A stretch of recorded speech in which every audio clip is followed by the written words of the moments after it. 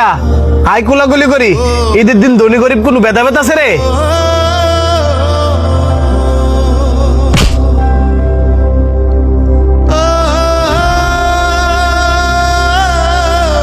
খারাস কুন্ডালে কয়দিন ধরে দিয়ে এক পাঞ্জাবি ফিরে রেছিস, আজ করে যে ঈদের দিন, এই ঈদের দিন কত এই পাঞ্জাবি ফিরে যাওয়া লাগে?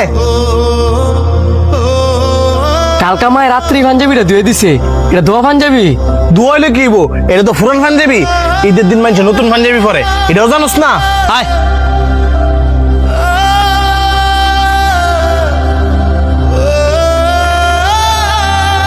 বন্ধু, আজকে ঈদের দিনে তুই একটা জিনিস ভালো করস নাই।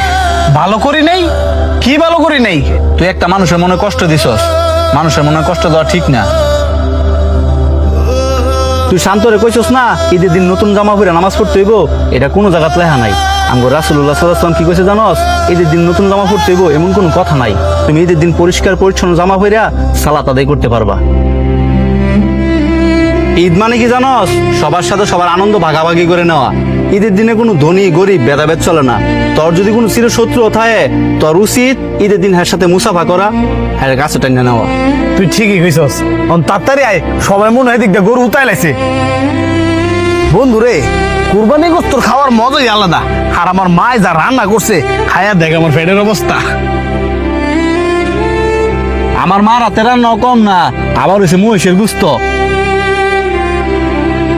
আর হের কথা কি কইবি? হ্যাঁ তো কুরবানি দিছে গাই গরু।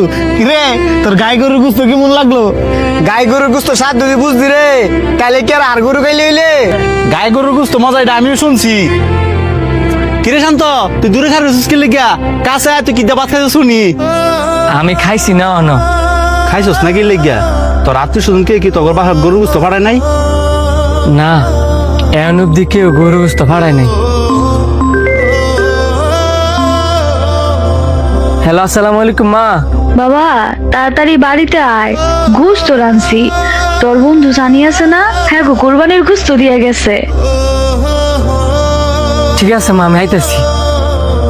কিসে বারবার আমারে পিতা খাইতেছিস কেন লিগা?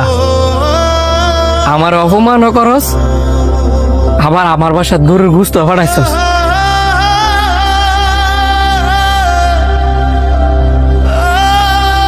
তোর গোস্ত আমি খাইতাম না।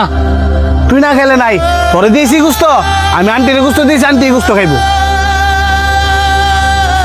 না। কাইন্দা বাসার যা, আমরা না বইছি, তুই গুস্ত দিয়ে ভাত খায় আয়। তগর সারা যাইতাম না।